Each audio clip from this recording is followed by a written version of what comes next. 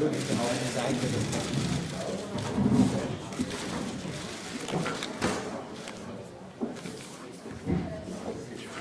voilà.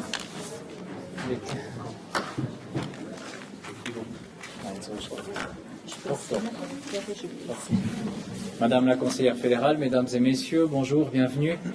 Vous avez reçu les informations concernant cette séance du Conseil fédéral de ce matin.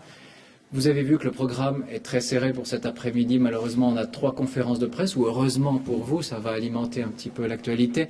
Mais on va essayer de prendre le maximum de questions ici depuis le podium, parce qu'il y aura probablement, en tout cas pour la première et la deuxième conférence de presse, quasiment aucune chance d'avoir des interviews bilatérales encore par la suite. Donc posez vos questions directement depuis la salle, posez les questions en français, en italien. On essayera de répondre dans la mesure du possible pour que vous ayez tous un statement de cette façon-là.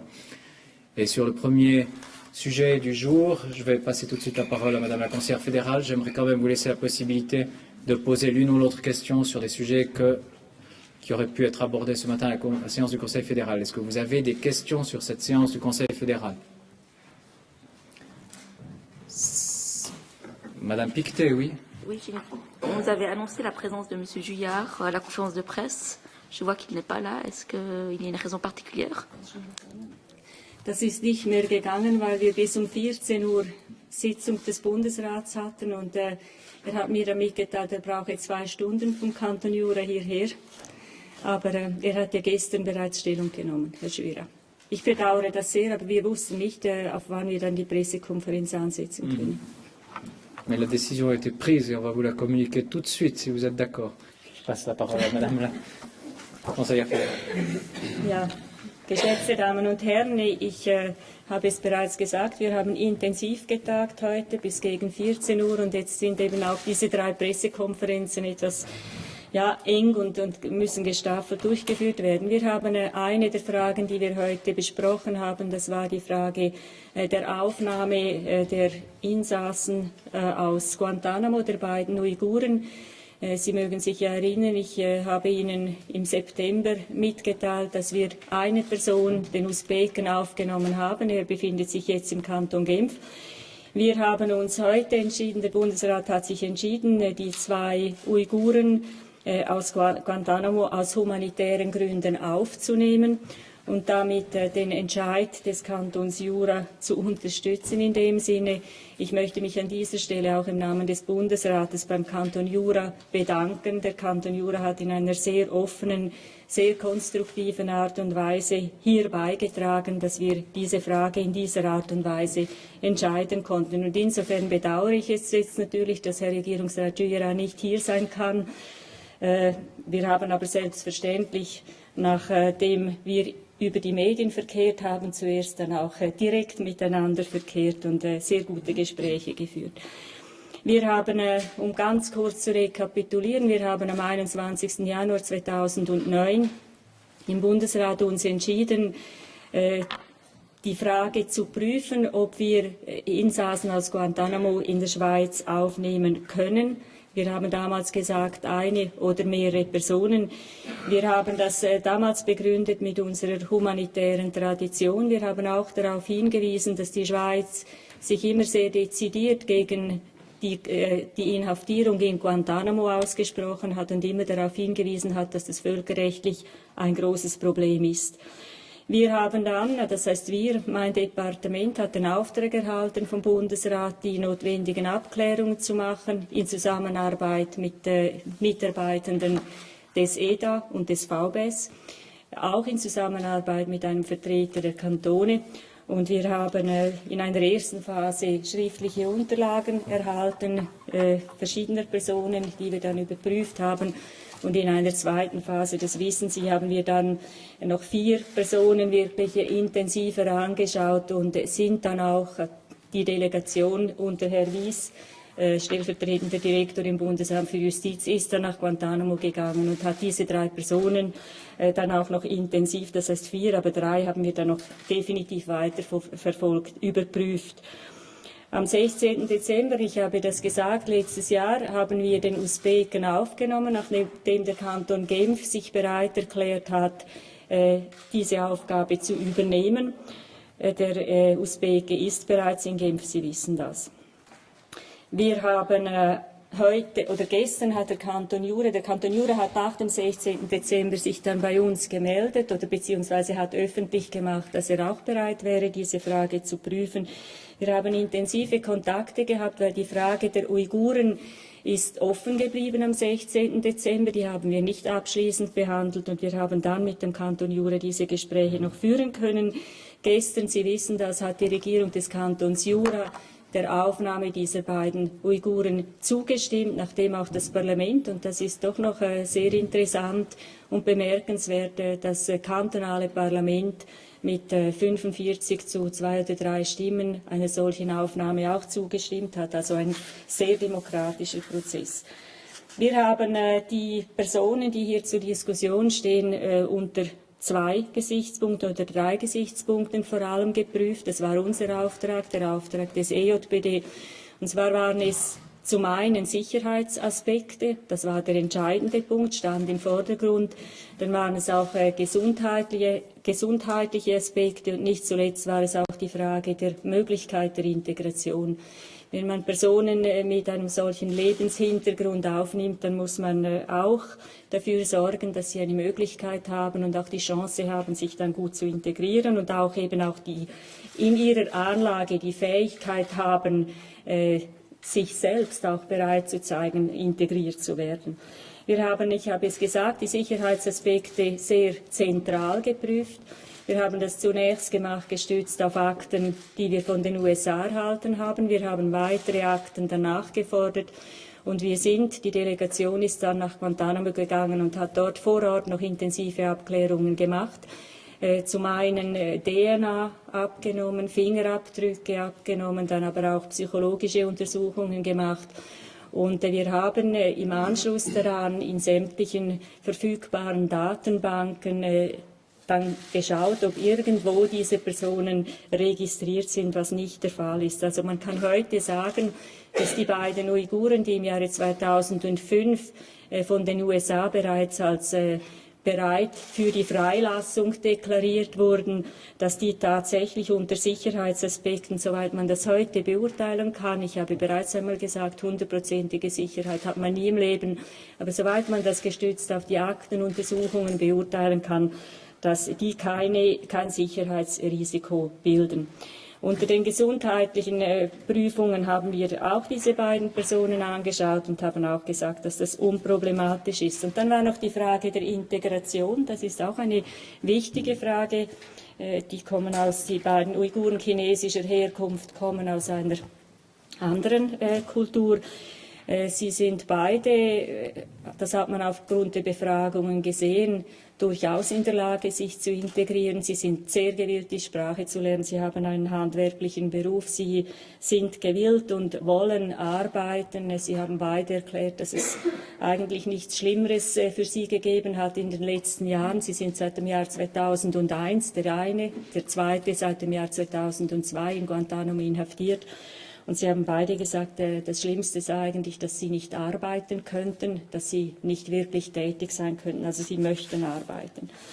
Wir haben diese Sicherheitsaspekte, gesundheitlichen Aspekte, Integration unter die Überprüfung aus humanitären Gründen gestellt. Wir haben selbstverständlich auch die außenpolitische Bewertung gemacht, auch sorgfältig eine politische Interessenabwägung gemacht. Es ist bekannt, dass China mit einer solchen Aufnahme natürlich etwas Mühe bekunden wird. Das hat man auch bereits geäußert. Wir haben stabile, gute Beziehungen mit China. Wir möchten die auch weiter pflegen. Dasselbe gilt für die USA. Letztlich waren diese wirtschaftlichen, diese außenpolitischen Beziehungen nicht das Maßgebende, sondern wir haben uns gesagt, wir haben uns entschieden, die Frage unter dem Titel Humanitäre Tradition der Schweiz, Konsequenz des Beschlusses aus dem Januar 2009 zu prüfen, abschließend zu prüfen und uns damit nicht für oder gegen einen Staat zu entscheiden, sondern eigentlich für unsere Tradition, die wir seit Jahrzehnten hochhalten und der wir uns auch weiterhin verpflichtet fühlen. Und insofern haben wir diesen Entscheid jetzt eigentlich in Konsequenz dessen, was wir im Januar 2009 uns entschlossen haben und auch so kommuniziert haben, heute auch so gefällt. Merci Madame la Conseillère fédérale. J'aimerais ouvrir la ronde des questions. Vous avez la parole. Qui souhaite poser la première question? Vous hésitez. Oui, monsieur. Madame la conseillère fédérale, est-ce que vous avez déjà informé l'ambassade chinoise et en cas oui, c'était laquelle la réaction des Chinois? Ich habe Ihnen gesagt, wir haben bis 14 Uhr getagt und wir haben jetzt von Herrn Simonazzi den Kalender vorgestellt bekommen, wie wir zu erscheinen haben. Ich werde nachher, Sie sehen, wir gehorchen, ich werde nachher die entsprechenden Kontakte aufnehmen, sowohl mit der Botschaft als auch mit der amerikanischen Botschaft und selbstverständlich in erster Linie einmal mit Herrn Regierungspräsident Juvira im Jura. Je crois qu'au niveau administratif, les contacts ont été pris déjà depuis la décision, mais pas au niveau encore des ministres. Et je précise encore que le Conseil fédéral a renoncé à aller manger aujourd'hui pour être présent devant vous le plus vite possible. Madame Pictet, ensuite Monsieur Ramsayer. Est-ce qu'on sait déjà s'il n'y a pas un calendrier concernant l'arrivée de ces deux Ouïghours en Suisse? Est-ce qu'on sait à partir de quand ils pourront venir en Suisse? Das kann man heute nicht sagen. Den Terminkalender genau kennen wir nicht. Ist an sich auch gut so. Aber wir wissen, dass das muss noch durch den Kongress, das war beim Usbeken auch so. Und wir können nicht sagen, das wird ein paar Wochen dauern und dann werden sie... Ja, beim Usbeken war es ungefähr ein Monat. Wir haben ja den Entscheid am 16. Dezember gefällt und der ist letzte Woche dann in Genf eingetroffen. Also wir rechnen mit ungefähr einem Monat. Monsieur Ramsayer. Ja, diese Leute sind ja 8 Jahre widerrechtlich festgehalten worden, sind gefoltert worden, hatten keine Anwälte. Wenn es mit rechten Dingen zugeht, haben die jetzt dann Anspruch auf Entschädigung in Millionenhöhe und haben für den Rest des Lebens ausgesorgt. Ist diese Möglichkeit im Vertrag zwischen der Schweiz, in diesem Memorandum of Understanding, ist das ausgeschlossen oder können die jetzt von hier aus mit Anwälten versuchen, ihr Recht durchzusetzen und Entschädigung von den USA zu fordern? Also es ist nicht ganz, entspricht nicht ganz den Tatsachen, dass sie nicht von Anwälten unterstützt worden sind. Gerade auch die beiden Uiguren, aber auch der Usbeke waren durch eine Anwältin, die im Übrigen in die Schweiz gekommen ist, letzte Woche noch, wurden begleitet, wurden betreut. Also von daher sind sie schon längere Zeit auch anwaltlich mindestens sporadisch unterstützt worden. Sie könnten von hier aus gegen die USA sich beschweren bzw. eine Beschwerde führen, eine Klage einreichen. Sie können aber nichts gegen die Schweiz selbstverständlich geltend machen und auch nicht mit irgendwelchen Forderungen der Schweiz gegenüber jetzt kommen. Das ist ausgeschlossen worden. Aber gegen die USA könnten Sie theoretisch von hier aus Beschwerde führen oder eine Klage anheben. Madame Morat. Qui est-ce qui prendra en charge les frais? C'est la Confédération, le Canton, les États-Unis? Est-ce que ça, c'est déjà décidé? Die USA werden einen guten Teil der Kosten bezahlen und der Bund wird die anderen Kosten übernehmen, also die nächsten Jahre. Wir gehen davon aus, dass die beiden Uiguren sehr schnell einmal für ihren eigenen Lebensunterhalt aufkommen können. Das ist eigentlich auch, bei den Abklärungen hat sich das gezeigt, beide haben einen handwerklichen, soliden Beruf und müssen wahrscheinlich noch hier in irgendeiner Form umgeschult werden. Der Regierungspräsident des Kantons Jura ist sehr zuversichtlich, dass es gelingen wird, in dieser Umgebung ihnen schnell einmal einen guten Boden zu verschaffen. D'autres questions? Oui, Monsieur Reimann. Wie sieht es mit der Möglichkeit aus, weitere Guantanamo-Häftlinge aufzunehmen? Ist es möglich? Ist es wünschenswert? Wie sehen Sie das? Ich denke, das Dossier haben wir jetzt heute abgeschlossen. Also das ist, vielleicht muss ich das noch etwas präzisieren. Das ist der politische Teil, das sind die politischen Abklärungen, die wir gemacht haben. Also im Sinne einer humanitären Aufnahme. Das haben wir auch so klar deklariert. Die andere Schiene ist die, dass wir, und das ist ja auch bekannt, dass wir Gesuche haben von Insassen in Guantanamo, die auf der Asylschiene Gesuche gestellt haben. Und wo ein Algerier, der heute in Guantanamo ist, ein Gesuch gestellt hat über einen schweizerischen Anwalt.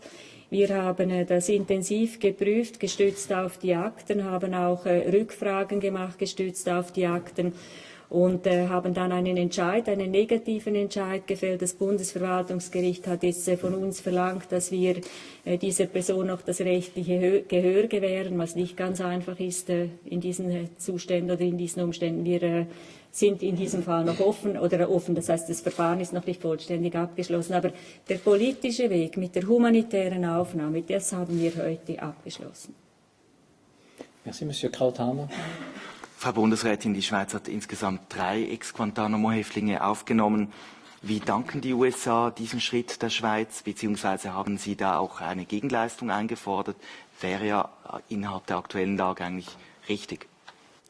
Wir haben von Anfang an gesagt, dass wir weder auf der einen noch auf der anderen Seite mit Gegenforderungen, also Menschen dann irgendwie eine Aufnahme gewähren wollen, sondern dass wir einfach das machen, gestützt auf unsere alte Tradition, wie ich das gesagt habe, dass es uns nicht nachteilig ausgelegt wird bei den USA, das gehen wir jetzt zumindest einmal davon aus. Aber wenn Sie konkret fragen, wir haben keine vertraglichen Abmachungen getroffen für irgendeine andere Angelegenheit, die uns im Moment beschäftigt. Darf ich nachfragen, informell? Wir haben sehr viele informelle Gespräche, aber nicht unbedingt gesucht, sondern die haben sich so ergeben in den letzten paar Monaten. Das wissen Sie. Merci. D'autres questions? Monsieur Robertet. Est-ce que c'est possible de poser une question sur une autre affaire concernant les avoirs Duvalier à Haïti? Ce matin, le Conseil fédéral a pris une décision à la suite de la décision du tribunal fédéral. Et si j'ai bien compris, c'est du droit d'urgence que vous avez utilisé pour bloquer à nouveau ces avoirs. Alors pourquoi cet usage à nouveau du droit d'urgence? Also es ist bekannt, dass diese Gelder an sich wir gehen davon aus, dass diese Gelder nicht der Familie Duvalier gehören und wir haben heute noch einmal blockiert, um zu verhindern, dass sie jetzt in einer schwierigen Zeit dorthin gehen, wo sie eigentlich eben schon aus politischen Gründen nicht sein sollten. Wir möchten gerne, dass die Gelder dann letztlich an den Staat zurückfallen. Und das war ja auch die ursprüngliche Absicht dieser Blockierung schon vor 3-4 Jahren. Juste peut-être alors question complémentaire, comment se fait-il qu'une nouvelle fois il faut faire du droit d'urgence alors que ce problème était quand même connu depuis quelques années, ça fait 25 ans de procédure. Est-ce que le Conseil fédéral n'aurait pas dû un peu anticiper sur cette révision de la loi qu'il veut maintenant mettre sur les rails?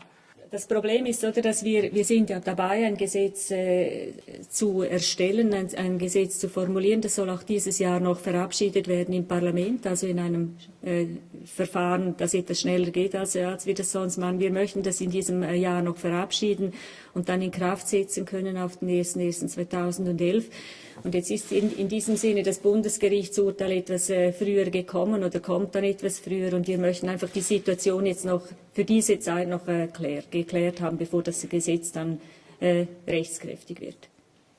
Also wir sind dabei, eine Gesetzesvorlage zu bringen, die es uns ermöglicht, dann in solchen Fällen die Gelder zu blockieren und an den Staat zurückzugeben. D'autres questions sur le sujet de notre conférence de presse ou sur d'autres sujets? Si ce n'est pas le cas, nous nous donnons rendez-vous de nouveau dans 10 minutes pour la prochaine conférence de presse. Merci à tous.